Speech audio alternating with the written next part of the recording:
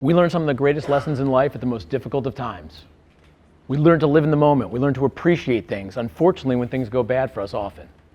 And taking those lessons in and digesting them and passing them on is one of the greatest responsibilities that we have. Unfortunately, it takes a lot of negative exposure to learn some of the most basic lessons we have.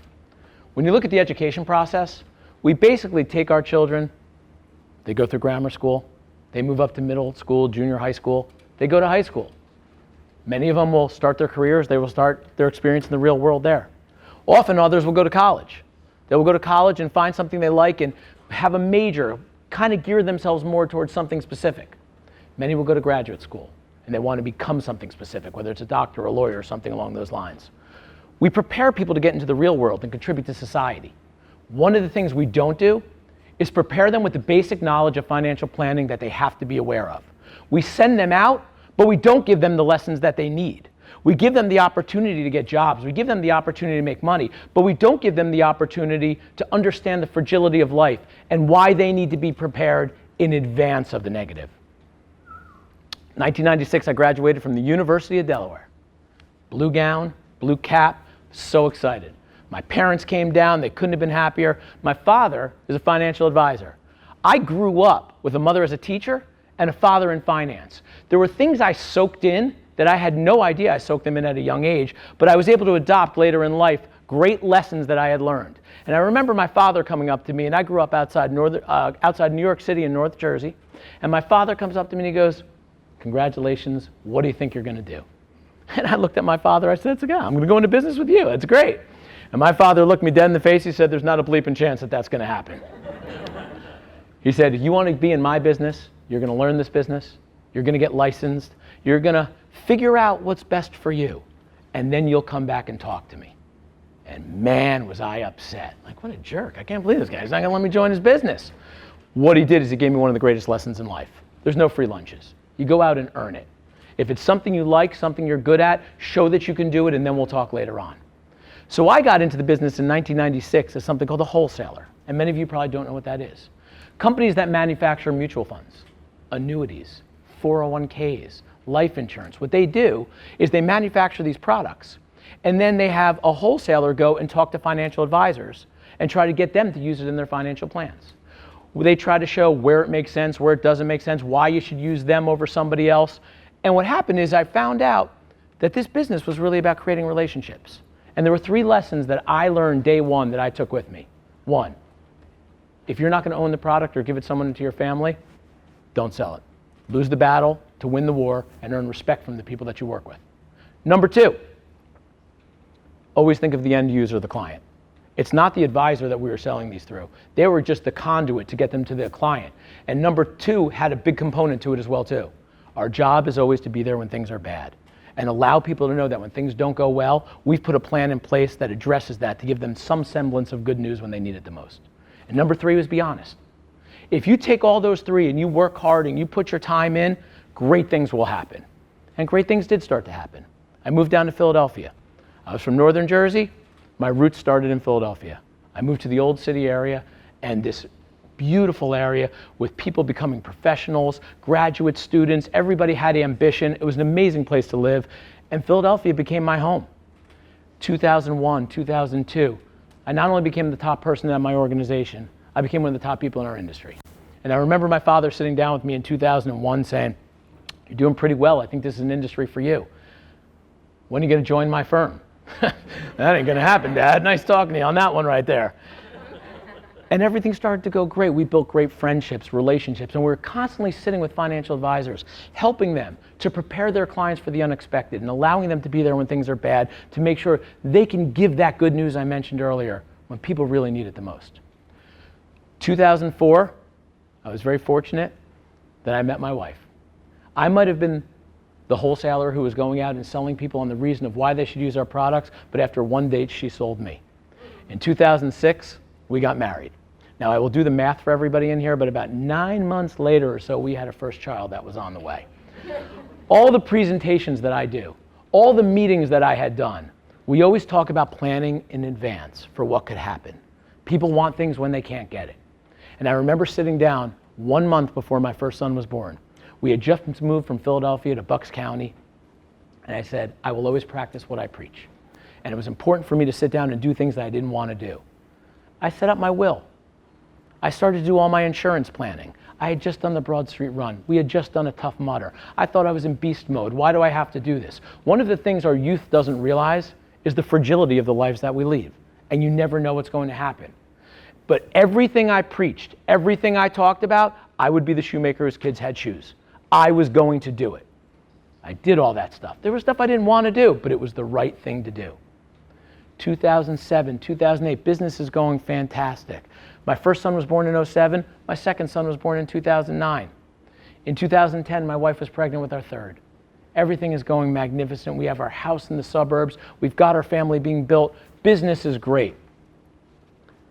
And around Father's Day of that year, we found out that her father at 60 years old was diagnosed with pancreatic cancer. My first experience with cancer came when I was 15 years old.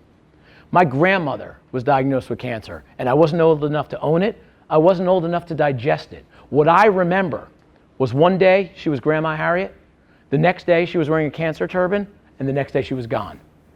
My mother had a relationship with her mom, my grandmother, where they spoke every single day. And I watched the devastation of what it did to my mother.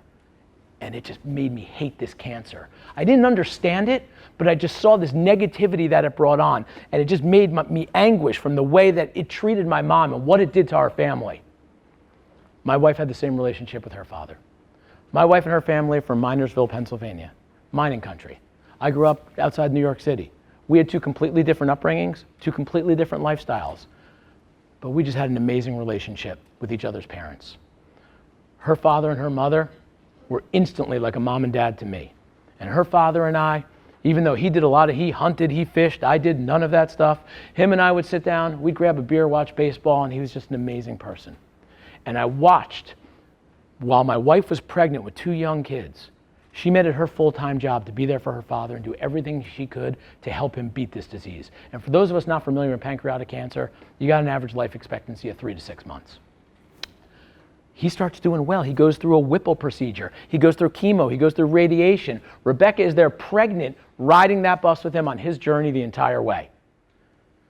He starts to get better. But his life became a roller coaster, ladies and gentlemen. As he would go up, bad news would come. He'd be clean, PET scan would go bad. But all of a sudden, we're in 2012. He had one goal. He wanted his grandkids all to be old enough to remember him. I watched a warrior fight with integrity. It was amazing to behold what him and Rebecca did together, which is just fight. They never cried. They never complained. They did what they needed to do to make sure he would see his grandkids get older, and they would all remember him. It was inspiring. In 2013, he's still going.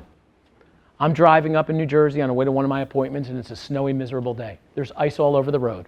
And I go up to a traffic light, and my car hydroplanes. The right side of my car takes out the left side of the car in front of me. I go into the median, airbags go off, car gets totaled. I walk out without a scratch on my body. Policeman comes up to me, he goes, "You gotta go to the hospital right now." I go, "No, I'm all right, beast mode, man, I'm good." He goes, "You gotta go to the hospital, you gotta get your head checked." I said, "I'm fine, type A personality." I call my wife. She goes, "You need to get to the hospital and get it checked out." We have a friend named Karen Mancini. She gets T-boned in a car accident. She goes to the hospital to make sure she's okay. The doctor at the hospital says, "Send the guy who hit you flowers. You have a brain aneurysm. You would have been dead in 3 to 4 hours." I go, took a moment. I thought about my kids, brought my car back on a tow truck with the guy, jumped in a rental and went on my way and continued to do my appointments. My wife suffers from chronic migraines. That night I came home and my head was blowing up. It was killing me. The last thing she wants to do is hear about my headache when I didn't go to the hospital, and she deals with these chronic migraines all the time. And over the next few weeks, they got worse and worse and worse and worse. And then I started to lose the ability to sleep. All of a sudden, I'm falling asleep on the couch at 8:30. I'm waking up at 10 o'clock, and the pain is so severe, I don't know what's going on. I'm 39 years old, and I'm going, what is going on here? This continues to happen, and I started to lose my ability to speak. I would give presentations all over the country, and I was giving a presentation, and as I pointed to a PowerPoint to make my point, slur and gurgle came out of my mouth. I don't remember where I was, I don't know what was going on, but I remember seeing myself standing outside my body going, "You're having a stroke. You are having a stroke right now." I thought it went on forever. It turns out it was only about 5 to 6 seconds. I got myself together. I went back into the presentation, went back to my car. I was scared out of my mind. Now I can't sleep. My head is killing me. And I'm having like stroke stuff. And these strokes started to happen more and more.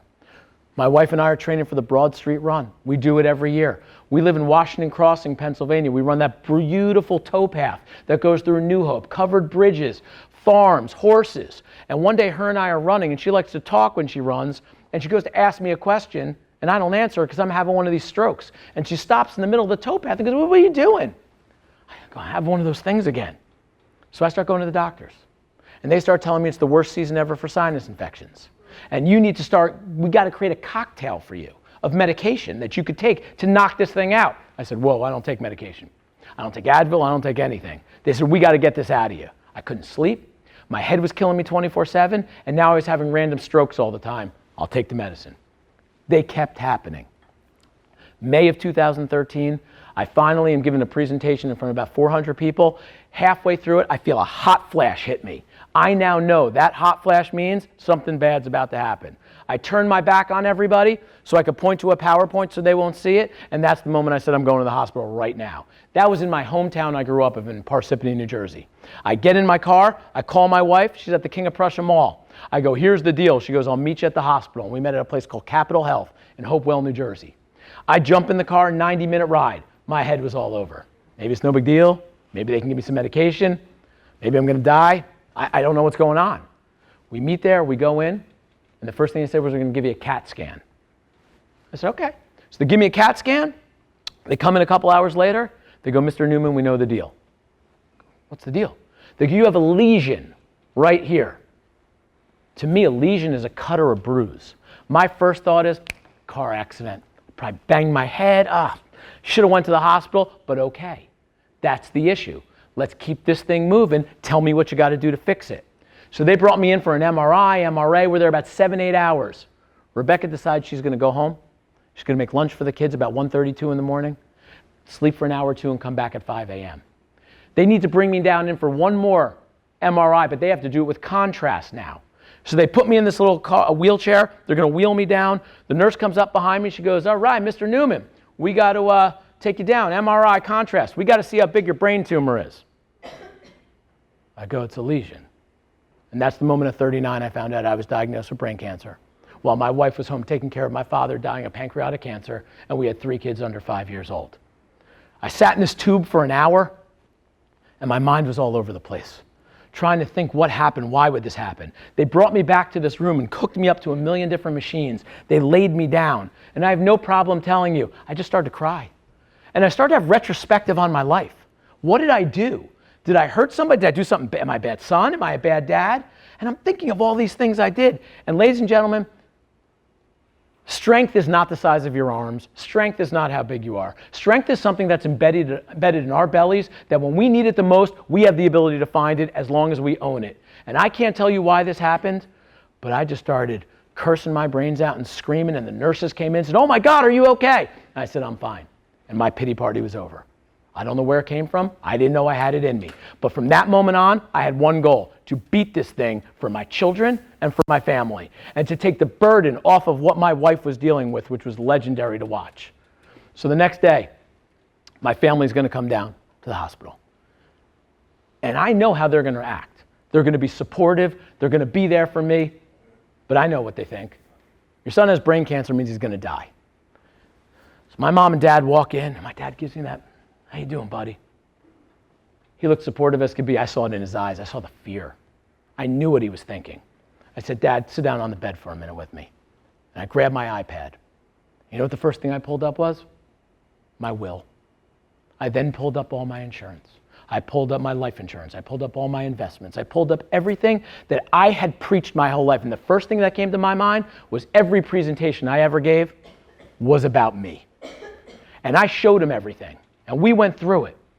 And I said, "Dad, there's one thing I'm thinking of right now." He goes, "What's that?" I go, "Getting better. I don't have to worry about any of this. I have no regret. I have no resentment. I am going to beat this thing." And for the first time in my life, ladies and gentlemen, I saw my dad cry. And my dad broke down. And he pulled himself together and he said, "You're going to beat this." I said, "There's no doubt in my mind." And he said, "This is a short story you're going to share with everybody. I got a craniotomy done that Friday. They cut my head off, pulled my jaw off, and took a tumor out. I was hoping it wouldn't be any big deal. It was a grade 3 astrocytoma. I had to go on chemo, I had to go on radiation. And I attacked it with the proper thought process, which is everything that would happen to my family is taken care of. I need to focus on beating this for my kids to be a dad and for my wife to be a husband. And as this kept going, I started to get better. And I started to kind of make my way up, and I started to understand more that I was the shoemaker whose kids had shoes. Everything I talked about, I did. Every message we gave was allowing people to understand that if we prepare for the negative, we could have that ability to fight. There's certain things I can't control physically, but the cancer will never be my legacy. I will be my legacy. Cancer is just along for the ride. And just like a roller coaster, as I started to go up, Larry started to go down. But it was different. He was my cancer partner. Him and I would sit on the couch together, both going through chemo. We had this understanding that took our relationship to another level. And I remember in July of 2014, we went to see him out in Minersville, Pennsylvania. And I knew he was waiting to see his cancer partner. Physically, he was emaciated. He wasn't the same person. He couldn't talk, but I looked in his eyes. I let him know I was here. I was going to take care of this family. I had the plan in place. He's never going to leave us, but he doesn't need to be here with us right now. And that next day, Larry passed away. Every 3-4 months, I go in for an MRI. They give me tests. They tell me the same thing. Mr. Newman, you're clean. It'll probably grow back, but we'll see you in 3-4 months. I live in the moment. I appreciate the now. 2014 was my 4-year anniversary. They told me, boom, you're good. Everything's going great. See you in 4 months. That was a Wednesday. Friday, I come home from work, and my son Luke is writhing in pain on the couch at 9 years old. I turned to my wife. I go, what's going on? She goes, he fell off his bike. He turned his handlebars. Heard him say his stomach's killing him. I look at, there's no bruise, there's no scratch. I'm like, Luke, you're going to be okay. I take him to the hospital because he's writhing in pain. And they told me he had to be medevaced immediately down to Children's Hospital of Philadelphia because his liver was completely lacerated on my 4-year anniversary. The first thing I thought was, give me the cancer back. Rebecca jumps on a helicopter, flies down there with him. I drive down. They tell us he's going to have to be in the ICU to 3 to 4 days. It's killing me. Put it on me, not on him. This is supposed to be our moment right now. The good news is they told us after 3-4 days there we'd be able to take him home because the liver's a regenerating organ. My wife took a picture of the helicopter that day because she wanted to send something to the pilot for being there when we really needed him the most. The day we got home, I got a call from my wife. She goes, I can't stop crying. I go, what's going on? She goes, you watching the news? I said, no. She said, the pilot who flew us down, his plane just went down in Newcastle, Delaware. And the person that I wanted to send something to and thank left a pregnant wife and a 2-year-old child. We need to focus. I hope he had all the financial planning that was done to alleviate any burden. We need to focus more on the educational process of not just teaching people about different subjects, but allowing them what to do when they get into the real world. Thank you very much, everybody.